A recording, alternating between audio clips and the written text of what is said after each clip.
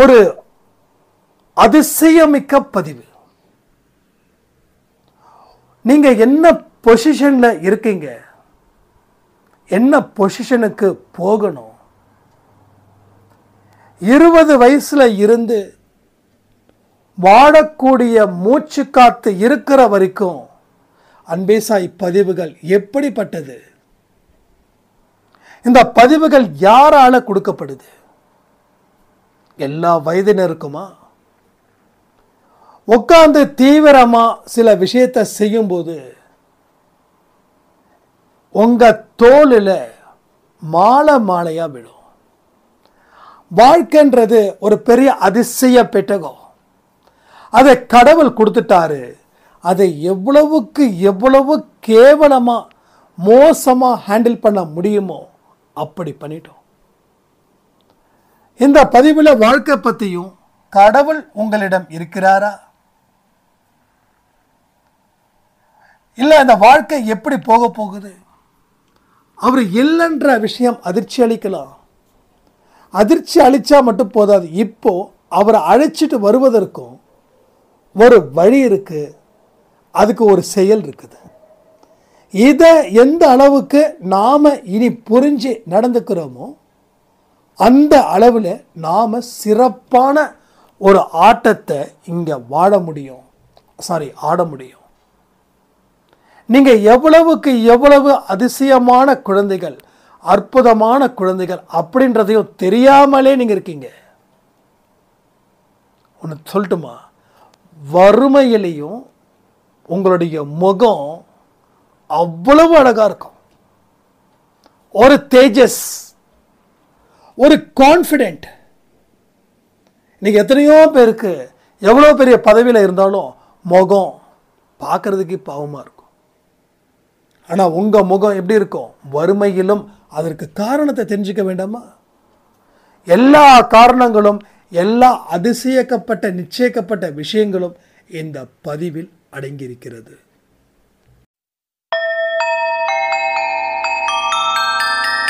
ஓம் சாயிரா சாயிரா, ஓம் சாயிரா சாயிரா, ஓம் சாயிரா சாயிரா, அன்பே சாயிரா, பேரன்பே சாயிரா, அகிலம் தளிக்க ஆத்மா விழிக்க அனுதினம் சாயிரா, எங்கள் அன்பே சாயிரா.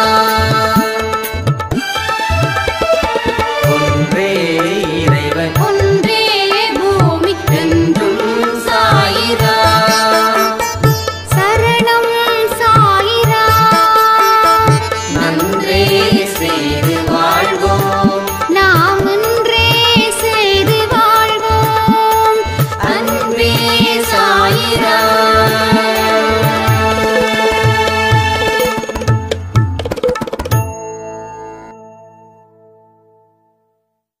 சாயிரா. என் உயிரானவர்களே,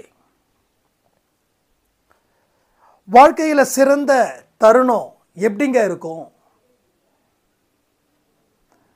எப்படிப்பட்ட வாழ்க்கையை அவர்கள் வாழ்வார்கள்? எனக்கு அப்படிப்பட்ட வாழ்க்கை கிடைக்கலனாலும் அதை தெரிஞ்சுக்கணும் அப்படின்னு ஆசைப்படுறேன்.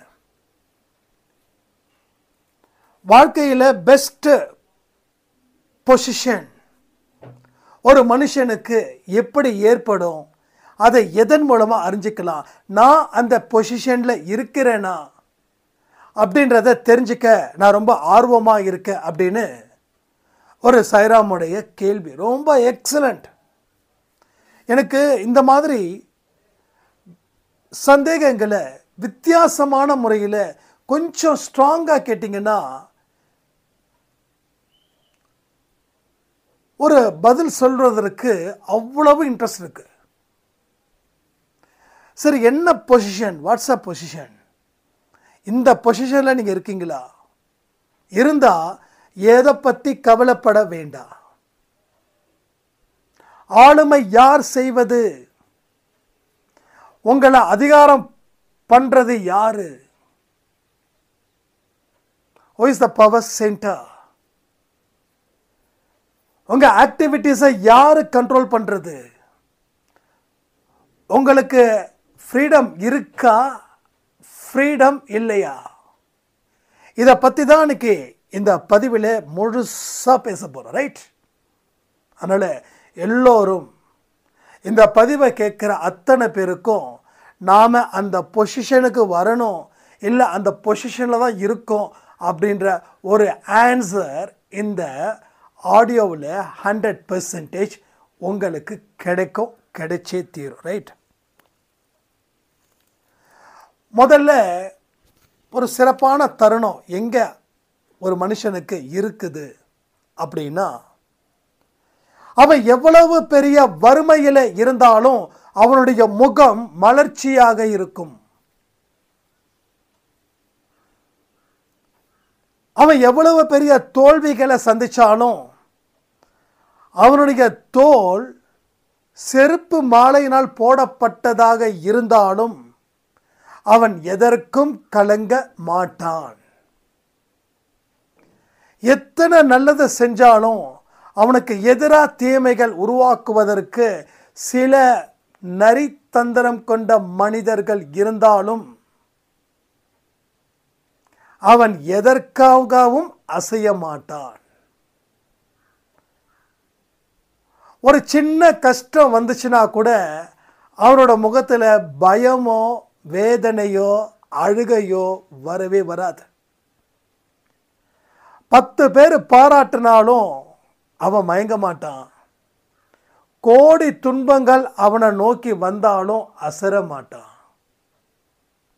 படைக்கப்பட்ட அத்தனை பொருளிலையும் படைக்கப்பட்ட அத்தனை உயிரினத்து மேலேயும் அவனுடைய அன்பு அளவில்லாததாக இருக்கும். பாம்பை கூட அடிக்க மாட்டான். அந்த பாம்புக்கு உணவு கொடுக்க முடியலன்னு வருந்துவான். இப்பேற்பட்ட மனசு கொண்ட மனிதர்கள், அந்த மாதிரியான மனநிலை இருக்கிறவங்களுக்கே ஒரு சிறப்பான தருணத்தில் இருக்கிறாங்க, இல்லை முக்கியமான ஒரு ஸ்பெஷல் பர்சனாக இருக்காங்க. ரொம்ப இம்பார்ட்டண்டான பர்சன்ஸ் இவங்கெல்லாம். அப்படிப்பட்ட மனுஷங்க இருக்காங்களா சாய்ராம் அப்படின்னு கேள்வி கேட்டால், நான் சந்திச்சிருக்கேன், நான் பேசியிருக்கேன், இருக்காங்க. அதாவது நாம் எதை நோக்கி போகிறோமோ அதற்கு தகுந்த மாதிரியான மனிதர்கள் வருவாங்க. நாம் ஏமாற்றுவதற்காக தான் பிறந்திருக்கோன்னா நம்மளை சுற்றியும் ஏமாற்றக்கூடியவன் இருப்பான். நாம் பொய் பேசுகிறவனாக இருந்தால் நம்மளை சுற்றியும் பொய் பேசுகிறவனாக இருப்பான். நாம் யாருக்காவது அல்வா கொடுத்தா நமக்கும் அந்த அல்வாவை புதுசாக ஃப்ரெஷ்ஷாக கிண்டி சூடாக கொடுக்கக்கூடியவனும் இருப்பான். நாம் ஒருத்தனுக்கு காலவாரி விட்டா நமக்கும் அதே மாதிரியான விபரீதம் நடக்கும். அப்போ நாம் எதை நோக்கி போகிறோமோ அதை நோக்கியே நாம் அத்தனையும் பெற முடியும். இதை அழுத்தம் திருத்தமாக சொல்கிறேன், இதை மனசில் வச்சுக்கோங்க, ரொம்ப ரொம்ப இம்பார்ட்டன்ட்.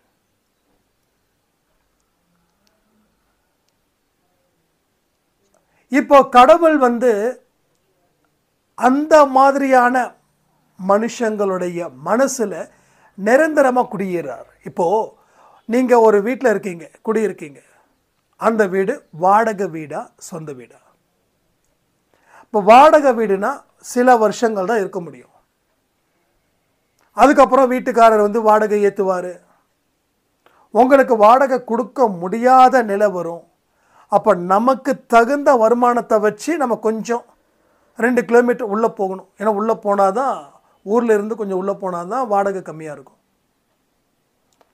இப்படி போய் கடைசியில் அடுத்த ஊருடைய பார்டருக்கே போயிடுவோம். ஏன்னா நம்ம வருமானம் சொற்ப அளவில் இருக்குது, ஆனால் விலைவாசியும் ஏறுது. வருஷம் எப்படா வீட்டுக்காரர் நினைக்கிறார், எப்படா இவனுக்கு 1000 ரூபாய் ஏற்றுறது, எப்படா இவனுக்கு 500 ரூபாய் ஏற்றுறது அப்படிலாம். இதே சொந்த வீடாக இருந்தால் நாம் நிரந்தரமாக அங்கே இருக்கலாம். நம்ம அந்த வீட்டை விட்டு போகணும் அப்படின்ற அவசியம் இல்லை. அப்போ கடவுள் என்ன பண்ணுறாரு, 90% மக்கள்கிட்ட வாடகை வீட்டில் இருக்கிறார். 10% மக்கள்கிட்ட சொந்த வீட்டில் இருக்கிறார்.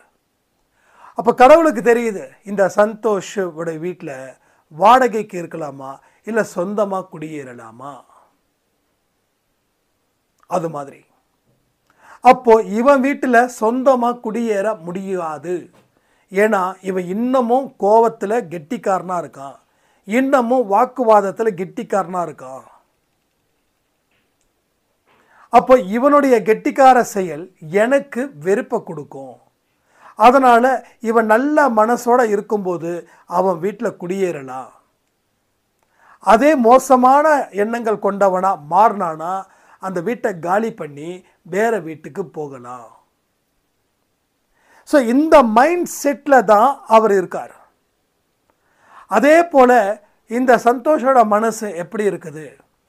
இவன் நான் ஃபஸ்ட்டு சொன்னேன் இல்லையா, அந்த 5 நிமிஷம் பேசினேன் இல்லையா, அதில் சொன்னது போல் இவன் இருக்கிறானா, இவன் இருப்பானா அப்படின்னும்போது சொந்த வீட்டில் இருக்கிற மாதிரி இருக்கிறார். இந்த வித்தியாசத்தை நான் உங்களுக்கு இன்னும் சொல்லணும்னு நினைக்கிறேன்.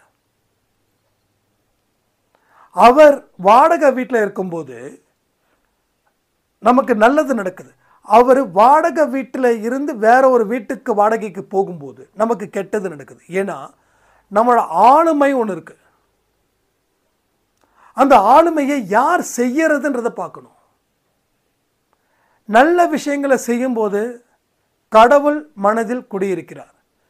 அப்போ கெட்ட விஷயம் ஆரம்பிக்கும் போது கடவுள் வெளியேறுகிறார். அப்போ கெட்டவன், கெட்ட சக்தி படைத்தவன், அரக்கன், அசுரன், இவன் வந்து உள்ள வரா, உள்ள வந்து அத்தனையும் செய்கிறான். அதனால நம்ம எந்த செயலை செய்கிறோமோ அந்த செயலுக்கு சொந்தக்காரன் யாருன்னு பார்க்கணும். அது கடவுள் அந்த இடத்துல சொந்தக்காரராக இருக்காரா இல்லை சாத்தான் அந்த இடத்துல சொந்தக்காரனா இருக்கிறானா? கடவுளுக்கு இரு, சாத்தானுக்கு இன்னு. புரியுதா உங்களுக்கு? இருக்கிறார், இருக்கிறான். ஒரு 60 வயசு ஒரு ஆளுன்னே வருது பாருங்க. ஏதோ வந்து ஒரு குழந்தைகிட்ட வந்து தப்பாக நடந்துக்கிட்டான்னா அவன் இவன் தான் சொல்கிறோம். அதே வந்து நல்ல ஒரு மனுஷர் அப்படின்னா அவர் இவர் சொல்கிறோம். இன்னும் என்னைக்குமே ரொம்ப கேர்ஃபுல்லாக இருக்கணும். கடைசி வரைக்கும் இருளே இருங்க, இன்னில் இருக்காதீங்க. நம்ம செயல் எந்த அளவுக்கு புனிதமாக இருக்குதோ அந்த அளவுக்கு நம்ம இருப்போம்.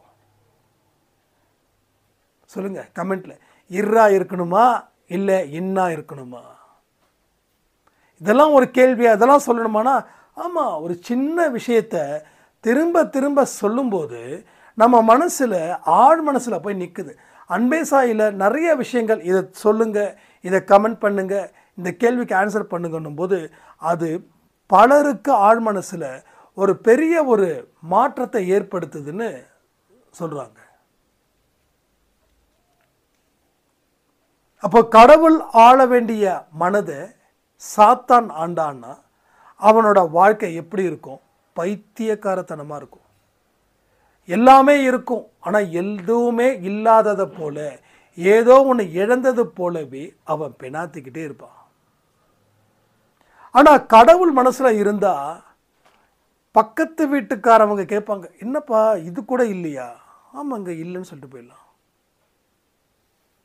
இவ்வளோ தூரம் இருக்கிற, இவ்வளோ தூரம் படிச்சிருக்க, இவ்வளோ தூரம் வேலை பார்க்குற, இது கூட இல்லையா? ஆச்சரியமாக இருக்குது அப்படின்னு. அப்போ கடவுளோட மனசு எப்படிப்பட்டதாக இருக்குதுன்னா, கடவுளோட மனசு கொண்ட மனிதன் எப்படி இருக்கிறான் அப்படின்னா, எனக்கு என்ன தேவையோ அதை தாண்டி அதை நான் ஆசைப்பட்டது கிடையாது, அந்த லெவலில் அவன் இருக்கிறான். அப்போ நாம் என்ன புரிஞ்சுக்கணுன்னா, நாமளும் அந்த லெவலில் இருக்கிறோமா அப்படின்னு பார்த்துக்கணும். அப்படி பார்க்க தான் உங்கள் வாழ்க்கையில் பல நல்ல விஷயங்களும் உங்களுக்கு கிடைக்கும். இல்லைன்னா பல விஷயங்கள் உங்கள் வாழ்க்கையில் சரியாக கிடைக்காமலே போயிடும். இன்னைக்கு நிறைய பேர் வாழ்க்கையை பல கஷ்டங்களை அனுபவிச்சுட்டு இருக்காங்கன்னா அதுக்கு காரணமாக இருப்பதே இந்த மனநிலை தான். இல்லாத ஒன்றை ஏங்கிறது வாழ்க்கையில் முட்டாள்தனம். இருக்கிறத காப்பாற்றி சந்தோஷமாக இருக்கிறது வாழ்க்கையில் புத்திசாலித்தனம். இருக்கிறவன் தான் கோட்டை கட்ட முடியும். இல்லைன்னு நினைக்கிறவன் கோட்டை ஒரு கனவாக போயிடும். இங்கே அடிப்படை அறிவு தேவைப்படுது. அந்த அடிப்படை அறிவு மூட நம்பிக்கையை பேஸ் பண்ணி இருந்துருச்சுன்னா அவன் வாழ்க்கையே முட்டாளாக ஆகிடும். ஒரு பெரிய சூனியம் பிடிச்ச ஒரு வாழ்க்கையாக அவனது மாறிடும். வழிகளை என்னைக்கு ஏற்படுத்திக்கிறோமோ அன்னைக்கு வழிகள் பிறக்குது. நேற்று லைவில் ஃபஸ்ட்டு 5-10 நிமிஷம் விஷ்ணு சாய்ராம் வந்து நிறைய மெசேஜ். நான் அந்த 5 மினிட்ஸில் வந்து ஆடியோ லைவில் ஸ்டார்ட் பண்ணலாம் அப்படின்னு ஐடியா பண்ணுறேன். போதுமா முடிச்சுக்கலாமான்னு சைகை பண்ணுறாரு. நான் சொல்கிறேன், இல்லை மறுபடியும் பண்ணுங்க பேசுங்க. அப்போ அதில் ஒரு விஷயம் சொன்னார். அந்த விஷயம் ரொம்ப சூப்பராக இருந்தது, செமையாக இருந்தது. எல்லா இடத்துலையும் கடவுள் ஒரு மனுஷனை பேச வைக்கிறாருன்னு நான் சொல்கிறேன் இல்லையா, அது போல தான் சாயப்பா வந்து எனக்கும் சரி உங்களுக்கும் சரி விஷ்ணு சாய் மூலமாக ஒரு பெரிய மெசேஜ் ஒன்று கொடுத்தாரு. அந்த மெசேஜ் எனக்கு லைஃப்பில் ரொம்ப ரொம்ப இம்பார்ட்டண்ட்டாக இருக்குது. ஆல்ரெடி நம்ம சொல்லப்பட்ட விஷயம் அதை இன்னமும் சூப்பராக, இன்னமும் சிறப்பாக, இன்னமும் எளிமையாக ஒரு விஷயத்தை அவர் சொன்னார். நான் அடிக்கடி சொல்லுவேன் உங்ககிட்ட, சந்தோஷ் அப்படின்றவன் அறிவாளி கிடையாது, விஷ்ணு அப்படின்றவர் அறிவாளி கிடையாது. அப்போ அந்த அறிவு எங்கே இருந்து பெறப்பட்டதோ அங்கே இருந்து திருப்பி உங்களுக்கு கொடுக்கப்பட்டது. நம்ம மனசை யார் ஆள்றாங்களோ அவங்களுடைய சொல்படி தான் நாம் கேட்போம். நல்லவன் ஆண்டானா நாடு நல்லா இருக்கும், கெட்டவன் ஆண்டானா நாடு கெட்டு குட்டிச்செவராக போயிடும். இந்த 2ஆம் புலிகேசி வடிவேலுடைய மூவி பார்த்தீங்கன்னா ரொம்ப சூப்பராக இருக்கும். அது மாதிரி மன்னன் இருந்தானா, மன்னனே அப்படி இருக்கும்போது மக்கள் எப்படி இருப்பாங்க? அதுபோல் நம்மளை ஆள்றதும் ஒருத்தர். நம்ம மனசை, நம்ம கர்மாவை, நம்முடைய எண்ணம், நம்ம செயல் எல்லாத்தையும் ஆள்றவன் ஒருத்தர் இருக்கார். யாருன்னா கடவுள். அவர் ஆண்டாதான் இந்த மாதிரி வார்த்தைகள் வெளிவரும். அதுக்கு பதிலாக மோசமானவன் ஆண்டானா என்ன வார்த்தைகள் வரும்னா, எதெல்லாம் ஒரு மனுஷனுக்கு சாபக்கேடா பேசணுமோ அத்தனையும் அவன் பேசுவான். அசிங்கமாக பேசுவான், கெட்டதை நினைப்பான். 10 பேர் வாழ்வது அவனுக்கு சுத்தமாக பிடிக்காது. அப்படி சொல்லப்பட்ட வார்த்தைகளை நீங்கள் கேட்டிருக்கலாம். ஒன்றும் இல்லை, எத்தனையோ பேர் வந்து குழந்தைங்களை திட்டுவாங்க. அது சும்மா எல்கேஜி யூகேஜி படிக்கிற பசங்களாக தான் இருப்பாங்க. அந்த குழந்தைகளை வந்து அசிங்கமாக திட்டுவாங்க. அதாவது குழந்தைய ஸ்கூலுக்கு அனுப்புறதுக்குள்ளே அந்த தாய் வந்து கண்டிப்பாக போராடுறாங்க. நான் இல்லைன்னு சொல்லவே இல்லை. ஆனால் அந்த குழந்தைய கண்ணா பின்னான்னு திட்டுறது, அசிங்கமான வார்த்தையில் திட்டுறது நான் நிறைய கேள்விப்பட்டிருக்கேன். சனியனேன்ற ஒரு வார்த்தை,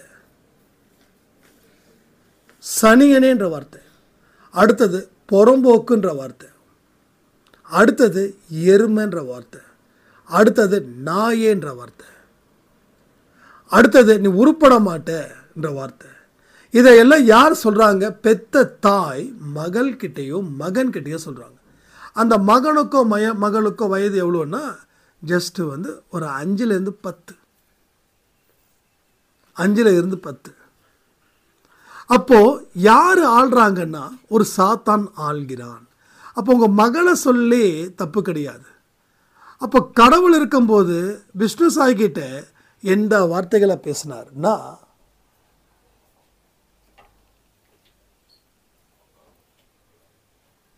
அது ரொம்ப இம்பார்ட்டண்டான ஒரு வார்த்தையாகவும் இருக்குது.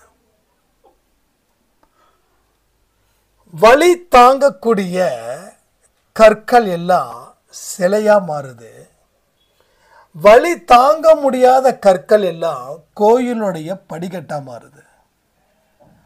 அப்போ கோயிலோட படிக்கட்டில் இருக்கிறதும் கல் தான், அந்த சிலை இருக்கிறதும் கல் தான். இப்போ கோயில் படிக்கட்டில் இருக்கிறதால அது பக்தர்களால் மக்களால் மிதிக்கப்படுகிறது.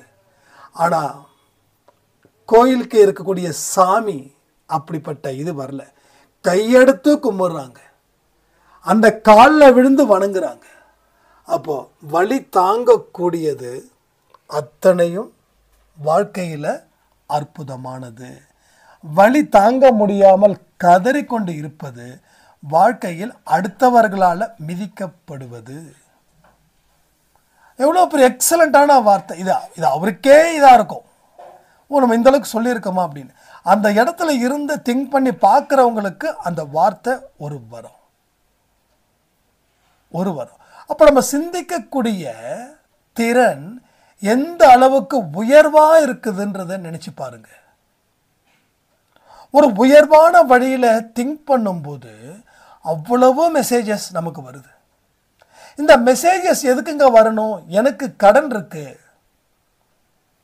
என்னுடைய மகனுக்கு வேலை கிடைக்கல, கல்யாணம் நடக்கல, என்னுடைய மகளுக்கு குழந்தை பாக்கியம் இல்லை, என்னுடைய கணவர் குடிக்கிறாரு, என்னோட மனைவி சரியில்லை, எனக்கு இதுதான் பிரச்சனையா இருக்குது, இதெல்லாம் நான் கேட்டுக்கணுமா? மனுஷன் என்ன நினைக்கிறான்? கடவுளோட மெசேஜும் கடவுளோட ஸ்பிரிச்சுவலும் தன்னுடைய வாழ்க்கையும் சம்பந்தம் இல்லைன்னு நினைக்கிறான். சம்பந்தம் இல்லைன்னு நினைச்சு நம்பி வாழ ஆரம்பிச்சிட்டான். சரி, நம்பி வாழ ஆரம்பிச்சிட்டீங்க, ஆனால் ஏன் உங்களுக்கு பிரச்சனைகள் வந்துக்கிட்டே இருக்குது? நீங்கள் ஒரு அறிவுபூர்வமான ஒரு விஷயத்த நீங்கள் சொல்கிறீங்க, நான் உங்களை தப்பு சொல்லலை, நல்லா புரிஞ்சுக்கோங்க, ஆழமாக புரிஞ்சுக்கோங்க. ஏன்னா உங்கள் வாழ்க்கையில் ஒரு வெளிச்சத்தை கொண்டு வரணும்னு துடிக்கிறார் சாயப்பா. அதற்கு பலவிதமான கருத்துக்களை வலு சேர்க்கிறாரு, அந்த வார்த்தைகளுக்கு பலத்தை கொடுக்கிறாரு. அதை உங்கள் ஆழ் மனசில் கொண்டு போய் சேர்க்கணும்னு முடிவும் பண்ணுறாரு. அப்போ இந்த படிக்கட்டு, கோயில், சிலை, சிற்பி என்ன ஒன்றுமே இல்லையா? இதெல்லாம் 60-70 வயசை தாண்டவங்க கிட்ட தான் பேசணுமா? 20 வயசில் இருக்கிறவங்க கிட்ட பேசக்கூடாதா? அப்படி பேசுனா எனக்கு தான் வேலை கிடைக்கலையே, இப்போ இந்த கல் என்ன இருந்தான்னா இது இருந்தான்னா எனக்கு வேலை கிடைக்கணும். இப்படி தான் மனுஷன் தன்னுடைய புத்தியை அவ்வளவு மோசமாக வச்சுருக்கான். இப்போ 20 வயசில் இருக்கிறவங்க கிட்ட இந்த மெசேஜ் எப்படி போய் சேரும் தெரியுமா? அடுத்தது லைஃப் என்ன, கஷ்டப்படாத ஒரு வேலை வேணும் அப்படின்னு நினைக்கிறவங்களுக்கு கஷ்டப்பட்டா வாழ்க்கையில் எவ்வளவு பெருமையாக வாழலாம் அப்படின்றது தான் இந்த கல், கோயில், படிக்கட்டு, சாமி, சிலை. அப்போ வாழ்க்கைக்கும் ஸ்பிரிச்சுவலுக்கும் சம்பந்தம் இல்லைன்னு நினைக்கிறது எவ்வளவு பெரிய ஒரு முட்டாள்தனமான விஷயம். அப்போ அந்த 20 வயசு ஆண்கிட்டையோ பெண்கிட்டையோ அடுத்தது என்ன அப்படின்னு நினைக்கும் போது, ஓகே முதல்ல நாம் ஈஸியாக ஒரு வேலை கிடைக்குதுன்னு அந்த மைண்ட் செட்டில் இருக்கக்கூடாது.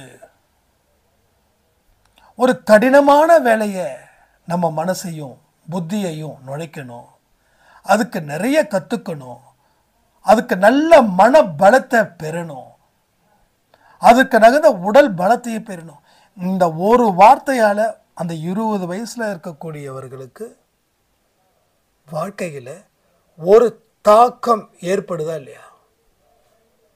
சரி, 20 to 30 கிட்டத்தட்ட கல்யாணம் ஆயிருக்கும். இது வரைக்கும் அப்பா சைடில் அம்மா சைடில் ஃப்ரெண்ட்ஸு அப்படி இப்படி ஜாலியாக போன லைஃப். இப்போ 20 to 30 நீயே வாடுன்னு சொல்லி பொறுப்பை ஒப்படைக்கிறாங்க. இப்போது நான் எதிர்பார்த்த மாதிரி வாழ்க்கை வரல, நான் லவ் பண்ணும்போது மனுஷன் நல்லா தான் இருந்தார், நல்லா தான் பார்த்துக்கிட்டாரு, எல்லாமே சூப்பர், எல்லாமே சிறப்பு. அப்போ அந்த 30 அந்த இடத்துல ஓகே, எதிர்பார்த்த மாதிரி வாழ்க்கை எல்லாருக்கும் அமையாது, நாம தான் அதற்கு தகுந்த மாதிரி வாழ்க்கையை மாற்றிக்கணும். இது ஒரு சேலஞ்ச். அப்போ 20 to 30க்கும் அந்த ஸ்பிரிச்சுவல் மெசேஜஸ் தேவைப்படுது. 30 to 40 கண்டிப்பாக தேவை. ஏன்னா அந்த 30 to 40s தான் டிப்ரெஷன், ஸ்ட்ரெஸ் அதிகமாகி உடம்புக்கு உபாதைகள் கொடுக்க வேண்டிய ஒரு ஏஜ். அது சும்மா எட்டி பார்க்கும். டாக்டர் சொல்லுவாங்க சுகர் உங்களுக்கு பார்டர் லைனில் இருக்குது. அப்போ அந்த பார்டர் லைனை எப்போ வேணாலும் தாவலாம், பின்னாடி போகாது, தாவ முடியும். ஸோ பார்டர் லைன் அப்படின்னாவே யூ ஆர் இன் ரிஸ்க். நீங்கள் ஒரு ஆபத்தான பகுதியில் தான் இருக்கீங்க, ஆனால் ஆபத்து இன்னும் வரலை. அப்போது அந்த 30 to 40 முக்கியம். அதை கோட்டை விட்டால் 40 to 50s ஏற்கனவே மனம் போயிடுச்சு, அடுத்தது உடலும் போச்சு. 50 to 60 உயிர் வாழ்வதே கஷ்டமாக போயிடுச்சு. நிறைய பேர் சுகரால் இருந்திருக்காங்க. நான் பயப்படுத்துகிறேன், பெரியவங்க நினைக்க வேண்டாம். 50 to 60 நிறைய பேருட உயிர் உத்தரவாதம் இல்லை. கட்டுக்கு அடங்காத சுகர். ஏன் சுகர் கட்டுக்கு அடங்கலை? ஏன் சுகர் அதிகமாக இருக்கு? 2 வகை. ஒன்று மனசில் இருக்கக்கூடிய பயம், 2வது வகை கட்டுப்பாடு இல்லாத உணவு முறைகள்.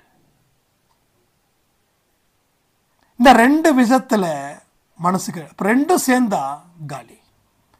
எத்தனையோ பேருக்கு கிட்னி ஃபெயிலியர், எத்தனையோ பேருக்கு உடம்பை பார்த்துக்க வேண்டிய இடத்துல அலட்சியப்படுத்தினா 50 to 60 மரணம்.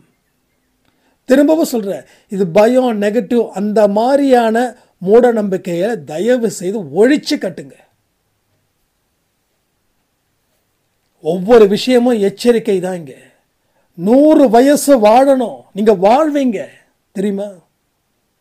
100 வயசு வாழ்வீங்க, அதுக்கு நான் கேரண்டி. உணவு கட்டுப்பாடும் மன கட்டுப்பாடும் இருந்தால் 100 வயசு வாழ முடியும். மனசு அடக்க தெரியலன்னு சொல்லி இந்த பல்லவியை பாடிக்கிட்டே இருந்து என்ன சாதிச்சிங்க? துன்பத்தை தான் சேர்த்து வச்சிங்க, ரைட்? நோயை தான் சேர்த்து வச்சிங்க.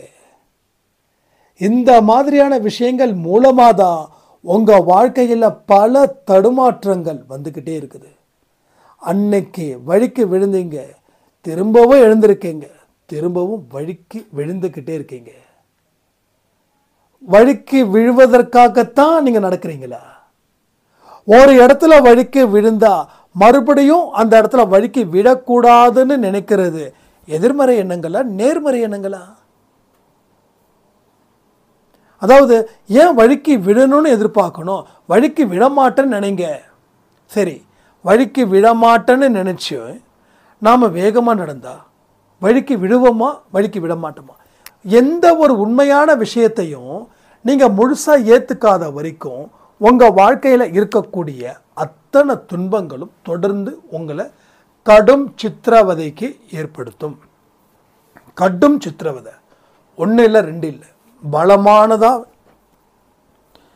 அந்த சித்திரவதை உங்களுக்கு வரும். இது நடக்கும். இது நடக்காமல் இருக்கவே இருக்காது. உங்கள் வாழ்க்கையும் அழகானது, அற்புதமானது. ஆனால் அதை பயன்படுத்தும் விதம். ஒரு பொருளை ஒருத்தவனுக்கு நான் வாங்கி தரேன்னு வச்சுக்கோங்க. அந்த பொருளை பற்றி அவனுக்கு அறிவும் ஆற்றலும் இருந்தால் அந்த பொருளை அவன் நல்லபடியாக பயன்படுத்துவான்.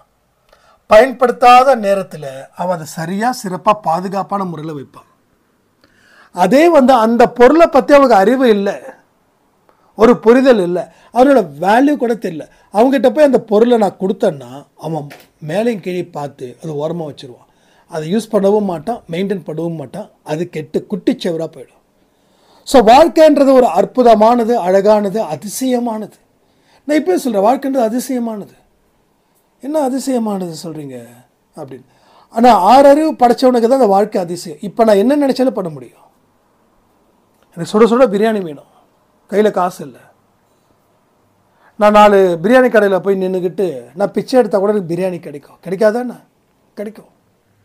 சரி, என்னமோ கொடுத்து தொலைடா, அவன் நிற்கிறான்டா அவன் அப்படின்னு. இல்லை, அந்த கடையிலேயே சேர்ந்து எனக்கு டெய்லியும் ஒரு பிரியாணி மட்டும் கொடுத்துருங்க, காலையில் மதியானம் நைட்டு, சம்பளம் வேண்டாம்னா முதலாளி வாடா ஒன்றா மாதிரி ஆளை தாண்டா தேடிட்டு இருக்கணும். பிரியாணி எனக்கு கிடைச்சது ஈஸியாக இல்லையா? இப்போ தெருவில் இருக்கக்கூடிய ஒரு நாய், அந்த நாய்க்கு பிரியாணி வேணும் ஆசைப்படுது. எப்படி அந்த பிரியாணி அதை போய் வாங்கிக்கமா? போயிட்டு எங்கேயாவது சிக்கன் கடையில் நான் இருந்ததுனா கூட நாயை வந்து விரட்டி விட்றாங்க. பிரியாணி கடையில் போயிட்டு பிரியாணிக்கு அந்த நாய், அந்த பிரியாணி கடை எங்கே இருக்குதுன்னு அந்த நாய்க்கு தெரியணும். இந்த ஏரியா விட்டு ஏரியா அந்த நாய் போகாது, ஒரு லிமிட்டுக்கு மேலே போகாதுங்க, அந்த லிமிட்டு தாண்டாதுங்க. அப்போ இந்த நாயை வந்து பஸ்ஸு பிடிச்சி ஆம்பூர் பிரியாணி சாப்பிட போகுது. ஸோ நாய்களுக்கும் நரிகளுக்கும் அந்த அறிவு இல்லை, மனுஷனுக்கு இருக்குது. நான் என்ன நினைக்கிறேனோ அதை என்னால் செய்ய முடியும், போராடி பெற முடியும். ஆனால் மற்ற உயிரினத்துக்கு போராடி பெற முடியுது. ஆனால் இதை புரிஞ்சிக்காத நான் நரியாக பிறந்திருக்கலாம், நான் பசுவாக பிறந்திருக்கலாம், நான் குருவியாக பிறந்திருக்கலாம். வேடன் கையில் குருவி கிடைச்சதுன்னா முடிஞ்சுது. ஹெனச்சில் எத்தனையோ நாய்கள் வந்து செத்து கொடுக்கும், பாவமாக இருக்கும், குடலெல்லாம் செதறி போய். நான் ஏன் சொல்கிறேன்னா, மனுஷனுடைய படைப்பு அற்புதமானது. அந்த அற்புதமான வாழ்க்கையை நம்மக்கிட்ட கொடுக்கும்போது அதை பற்றி ஒரு புரிதல் இல்லாததால் வாழ்க்கையை போட்டு பயங்கரமாக கசக்கி ஒரு பெரிய கேள்விக்குறியாக மாற்றிடுறோம். ஸோ இதுதான் நம்ம வாழ்க்கையில் செய்யக்கூடிய பெரிய தவறுகள் சொல்லி இந்த பதிவை நான் முடிக்கிறேன். ஜெய் சாய்ராம்.